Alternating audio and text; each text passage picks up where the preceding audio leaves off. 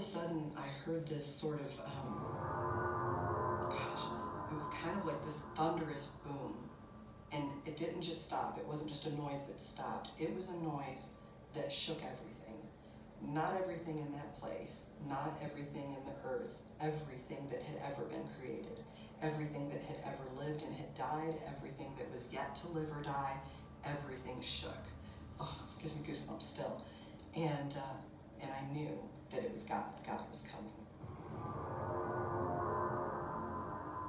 And so he gets there, and I'm in this light, but he's this separate entity that is light. And I use the word he, and some people get all caught up in that. It just was a very powerful energy, and I think here we kind of naturally ascribe that to a masculine sort of thing.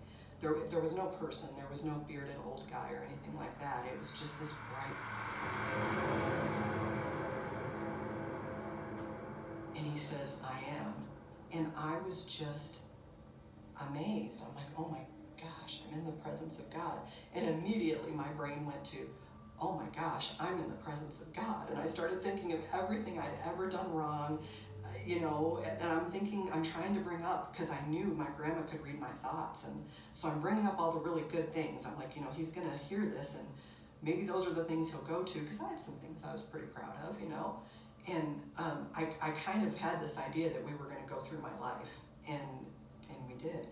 And so this scene pops up, but it's almost like you're there, but it's kind of, you're like a spectator to it. So it's not like you're doing it.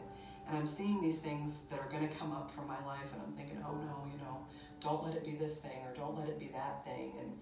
And I was really worried and very anxious.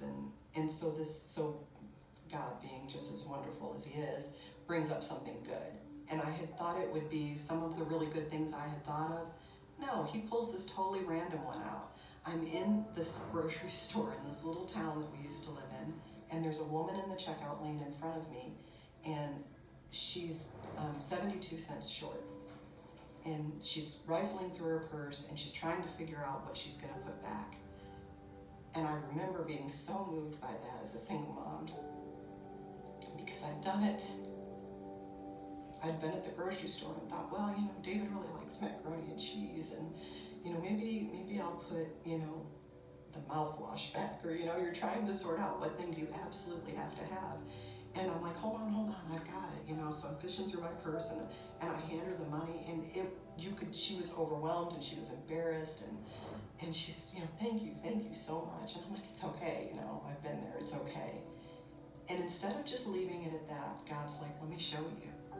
And so he flashes to the scene, and this woman is working in a food pantry, and this other woman comes in, and she's just, she's this single mom with kids, and she doesn't have enough food, and here's this woman that I helped working in this food pantry. She's like, it's okay, I'm gonna help you, we've got it, don't worry about it, don't be embarrassed, that's what we're here for.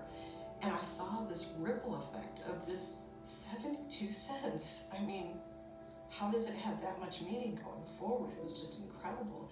And I had no idea how much these small kindnesses rippled out, they changed the world in these small but meaningful ways.